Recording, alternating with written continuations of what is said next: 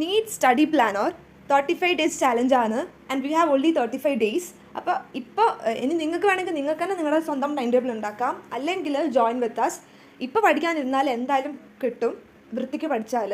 So പിന്നെ day 1 living world, solution, atoms, sexual reproduction in flowering പ്ലാന്റ്സുമാണ്. ഇപ്പം നിങ്ങൾക്ക് ഇതിൽ ഏതെങ്കിലും തീർന്നിട്ടില്ലെങ്കിൽ വെരി നെക്സ്റ്റ് ഡേ എന്തായാലും അത് തീർക്കണം, അല്ലെങ്കിൽ ഈ ചാപ്റ്റർ തീർത്തിട്ടേ ഒന്ന് ഉറങ്ങാൻ പറ്റുമെന്ന് എന്തായാലും ഉറപ്പിക്കണം. സിമ്പിൾ ചാപ്റ്റേഴ്സാണ്. Okay. Day 2 animal kingdom, biodiversity, organic chemistry, oscillation.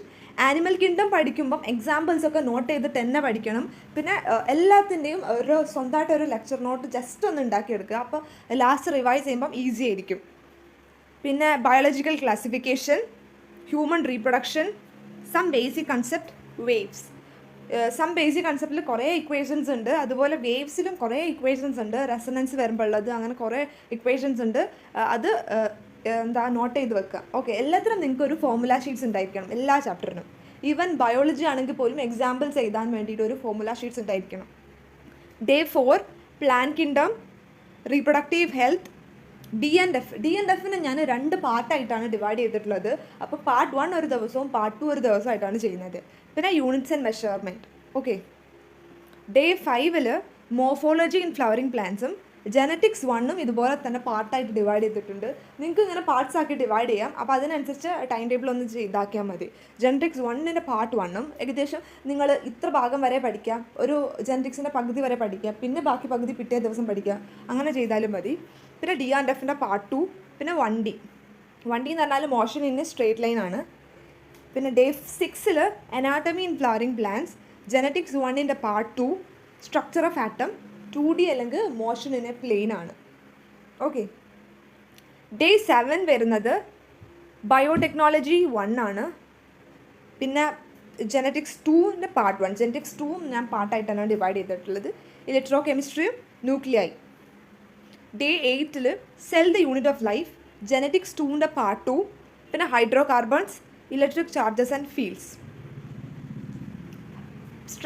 Day 9 structural organization, cell division, chemical kinetics, laws of motion. Day 10 വരുന്നത് biomolecule, plant kingdom, ray optics. ഇവിടെ ഞാൻ കെമിസ്ട്രി കൊടുത്തിട്ടില്ല, കാരണം റേ ഒപ്റ്റിക്സ് കുറച്ച് വലിയ ചാപ്റ്റർ ആയതുകൊണ്ടും കുറേ പഠിക്കാനുള്ളതുകൊണ്ടും അതിനനുസരിച്ചുള്ള ടൈം നിങ്ങൾ കൊടുക്കുക. പിന്നെ ഓരോരോ ചാപ്റ്ററിന് അതിനനുസരിച്ചുള്ള ടൈം കൊടുക്കണം കേട്ടോ. ലൈക്ക് ബയോളജി ഒക്കെ ആണെങ്കിൽ ഒരു 2 ഹവറിനുള്ളിൽ നിങ്ങൾ തീർക്കണം ചെറിയ ചാപ്റ്റേഴ്സ്, അല്ലെങ്കിൽ ഇപ്പോൾ ചില ചാപ്റ്റേഴ്സ് 1 ഹവറിനുള്ളിലൊക്കെ തീർക്കാവുന്ന ചാപ്റ്റേഴ്സ് ഉണ്ട്. അതിനുള്ളിൽ തീർത്തിട്ട് ബാക്കി സമയം നിങ്ങൾ പിന്നെയും കണ്ടുപിടിക്കണം. ഓരോരോ ചാപ്റ്റർ നല്ലോണം പഠിച്ച് വൃത്തിയിൽ തീർത്തിട്ട് നിങ്ങൾക്ക് എക്സാം, അതായത് പ്രീവിയസ് ഇയർ ക്വസ്റ്റ്യൻ ചെയ്യാനും ഈ ദിവസങ്ങളിൽ ടൈം നിങ്ങൾ കണ്ടുപിടിക്കണം. 3 ഹവർ എക്സ്ട്രാ നിങ്ങൾ ഉണ്ടാക്കിയെടുക്കണം ഒരു പ്രീവിയസ് ഇയർ ക്വസ്റ്റ്യൻ ചെയ്യാൻ. ഓക്കെ. ഡേ 11 വരുന്നത് ഫോട്ടോസിന്തസിസ്, എവല്യൂഷന് പാർട്ട് 1 ആയിട്ട് ചെയ്തിട്ടുണ്ട്. Kinetic theory of gases, evolution ഉള്ളതുകൊണ്ടാട്ടോ അത് 3 ആക്കിയത്. പിന്നെ ഡേ 12 റെസ്പിറേഷൻ ഇൻ പ്ലാന്റ്സ്, എവല്യൂഷൻ്റെ part 2, classification of periodic elements, പിന്നെ ഡ്യുവൽ നാച്ചർ. ഡേ 13 വരുന്നത് breathing, ecosystem, coordination compounds, mechanical properties of solids. Okay. Day 14 വന്നിട്ട് body fluid, biotechnology 2, haloalkanes and haloarenes, electrostatic potential അല്ലെങ്കിൽ electrostatic part 2. Okay. Day 15 വന്നിട്ട് current electricity, excretion, human health, alcohol, phenol and ether. Day 16 aldehyde, ketone and carboxylic acid, locomotion, laws of motion.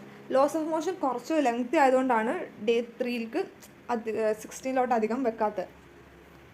പിന്നെ ഇപ്പോൾ ഇവിടെ 3 ചാപ്റ്ററാണ് നിങ്ങൾ തീർന്നു വെച്ചിട്ട് ബാക്കി ചാപ്റ്റേഴ്സ് മുന്നേ പഠിച്ചത് റിവൈസ് ചെയ്തുകൊണ്ടിരിക്കണം കേട്ടോ, അല്ലാണ്ട് നിങ്ങളോട് മറന്നു പോകും. Day 17 neural control and coordination, amine, work energy and power. Day 18 chemical coordination, redox reaction, wave optics. Wave ഒപ്റ്റിക്സും കുറച്ച് നന്നായിട്ട് പഠിക്കാനുള്ള ചാപ്റ്ററാണ്. അവിടെ കൂടുതലും തിയറി ടൈപ്പ് വരുന്ന ക്വസ്റ്റ്യൻസ് വരാനുള്ള ചാൻസ് നല്ല കൂടുതലുണ്ട്. Day 19 human health, equilibrium, thermodynamics. ഫിസിക്സിലെ തെർമോഡൈനാമിക്സ് ആണ്. പിന്നെ thermal properties of matter. Day 20 മൈക്രോബ്സും ബയോമോളിക്യൂൾസ് കെമിസ്ട്രിയിലെ ബയോമോളിക്യൂൾസും റൊട്ടേഷണൽ മോഷൻ. ഇവിടെ റൊട്ടേഷണൽ മോഷൻ ചില കുട്ടികൾക്ക് കുറച്ച് ടഫായിട്ടുള്ള ചാപ്റ്റർ ആയിരിക്കും, ചിലർക്ക് ഈസി ആയിരിക്കും. അതിനനുസരിച്ച് നിങ്ങൾക്ക് വേണമെങ്കിൽ ചാപ്റ്റേഴ്സ് മാറ്റുകയും ചെയ്യാം. ഓക്കെ, സോ റൊട്ടേഷൻ കുറച്ചൊരു ടഫാണെന്ന് തോന്നുന്നതുകൊണ്ടാണ് അതിന് 3 സബ്ജക്റ്റ് മാത്രം ആ ദിവസം വെച്ചത്. Day 21 organism and population, chemical ബോണ്ടിങ്ങും മെക്കാനിക്കൽ പ്രോപ്പർട്ടീസ് ഓഫ് ഫ്ലൂയിഡ്സ്. 22 വരുന്നത് moving charges, thermodynamics, chemistry, organism and population. ഇവിടെ ബയോളജി റിവൈസ് ചെയ്യാൻ തുടങ്ങിയിട്ടുണ്ട് എന്ന് തൊട്ടിട്ട്. Okay, day 23 genetics 1. അപ്പോൾ നമ്മൾ ഒറ്റ ദിവസം കൊണ്ട് റിവൈസ് ചെയ്ത് പോകണം. അത് നമ്മൾ നോട്ട്സ് ചെയ്തതുകൊണ്ട് ഒറ്റ ദിവസം കൊണ്ട് റിവൈസ് ചെയ്ത് പോവാം. പിന്നെ ഇലക്ട്രോകെമിസ്ട്രിയും കെമിസ്ട്രിയും നമ്മൾ റിവൈസ് ചെയ്ത് തുടങ്ങിയിട്ടുണ്ട്. Magnetism, matter. പക്ഷേ ഇവിടെ നിങ്ങൾ കൂടുതലും ടൈം സ്പെൻഡ് ചെയ്യേണ്ടത് റിവൈസ് ചെയ്യാത്ത ചാപ്റ്ററിനാണ്. അപ്പോൾ അത് കഴിഞ്ഞിട്ട് റിവൈസ് ചെയ്യുക ബാക്കി ചാപ്റ്റേഴ്സ്. ഡേ 24 ജെനറ്റിക്സ് 2, ഇക്വിലിബ്രിയം, പിന്നെ EMI AC. EMIയും ACയും നല്ലോണം നോക്കുക. പിന്നെ ബാക്കി രണ്ടും റിവൈസ് ചെയ്യാം. Day 25 evolution, alcohol, phenol and ether, EM വേവ്സും സെമി കണ്ടക്ടറും. EM വേവ്സും സെമി കണ്ടക്ടറും ഫസ്റ്റ് ടൈമാണ്, അപ്പോൾ നന്നായിട്ട് പഠിക്കാം. Day 26 photosynthesis, aldehyde, ketones and carboxylic acid, പിന്നെ ഗ്രാവിറ്റേഷൻ. ഡേ 27 തൊട്ടിട്ട് 3 സബ്ജക്റ്റും റിവൈസ് ചെയ്യാണ്. അപ്പോൾ അത് നിങ്ങൾക്ക് ഇഷ്ടമുള്ളതുപോലെ ടൈം ടേബിൾ ഉണ്ടാക്കാം. ഇപ്പോൾ ഞാൻ വെച്ചത് ബയോടെക്നോളജി 1, സം ബേസിക് കൺസെപ്റ്റും റേ ഓപ്റ്റിക്സും. 28 electric charges and fields, electrostatic potential, റെസ്പിറേഷനും അമൈനും. അപ്പോൾ നിങ്ങൾക്ക് ബയോളജിയിൽ ഏത് ചാപ്റ്ററാണ് ടഫ് ഉള്ളത് അത് കേൾക്കാം. അങ്ങനെ നിങ്ങൾക്ക് ഏതാ ഈസി അത് ഒഴിവാക്കിയിട്ട് ഇത് കയറ്റാം, അങ്ങനെയൊക്കെ ചെയ്യാം. ഡേ 29 മോർഫോളജിയും കെമിക്കൽ ബോണ്ടിങ്, കറണ്ട് ഇലക്ട്രിസിറ്റിയും റൊട്ടേഷണൽ മോഷനും. Day 30 DNF, animal kingdom, mechanical properties of ഫ്ലൂയിഡ്സും സോളിഡ്സും ചെയ്യണം. 31 biotechnology 2, chemical kinetics, atoms, nuclei, dual nature ചെയ്യാം. 32 ബയോമോളിക്യൂൾസ് ബയോളജിയിലുള്ളത്, പിന്നെ moving charges, magnetism, haloalkanes. ഈ ബയോമോളിക്യൂൾസ് പഠിക്കുമ്പോൾ അതിലുള്ള എല്ലാ ബോക്സസും ഇമ്പോർട്ടൻ്റ് ആണ്, എല്ലാം വൃത്തിക്ക് പഠിക്കണം. ഓക്കെ, ഡേ 33 വരുമ്പം wave optics, anatomy, gravitation, laws of motion. ഇത് ഞാൻ കെമിസ്ട്രി വന്നിട്ടില്ല, നിങ്ങൾക്ക് കെമിസ്ട്രിയും കൂടി ആഡ് ചെയ്യാം. 34 ഡേ 35 കംപ്ലീറ്റ് റിവിഷനാണ്. ഈ നിങ്ങൾ ഇതുവരെ പഠിച്ചത് മൊത്തം റിവൈസ് ചെയ്യണം. 2 ദിവസം ഫുൾ റിവൈസ് ചെയ്യണം. ആദ്യത്തെ ദിവസം പകുതി, രണ്ടാമത്തെ ദിവസം പകുതി എന്നല്ല, ആദ്യത്തെ ദിവസം ഫുൾ ചെയ്യുക, രണ്ടാമത്തെ ദിവസം ഫുൾ ചെയ്യുക. നിങ്ങൾ എഴുതിയ ഫോർമുല ഷീറ്റ്സും ബയോളജി ഒരു ഹവറിൽ അല്ലെങ്കിൽ ഒരു ഹവറിൽ തന്നെ 5 ചാപ്റ്ററൊക്കെ തീർക്കണം. അങ്ങനെ നിങ്ങൾ തറവായിരിക്കണം. അതിനാണ് ആദ്യം നിങ്ങൾ നന്നായിട്ട് വൃത്തിക്ക് പഠിക്കണം എന്ന് പറഞ്ഞത്. പിന്നെ എല്ലാവരും നന്നായിട്ട് പഠിക്കുക, നന്നായിട്ട് ഫുഡ് കഴിക്കുക, നല്ല ഹെൽത്തി ഫുഡ് കഴിക്കുക, നല്ലോണം പ്രീവിയസ് ഇയർ പ്രോബ്ലംസ് ചെയ്യുക, പ്രീവിയസ് ഇയർ ക്വസ്റ്റ്യൻസ് തന്നെ സോൾവ് ചെയ്യുക. പ്രീവിയസ് ഇയർ ക്വസ്റ്റ്യൻസ് പറയുമ്പം ഒരു ക്വസ്റ്റ്യൻ അങ്ങനെയല്ല, 3 hour കണ്ടിന്യൂസ് ആയിട്ട് ഇരുന്നിട്ടുള്ള ക്വസ്റ്റ്യൻസ് ചെയ്യുക, നന്നായിട്ട് പഠിക്കുക. And all the best.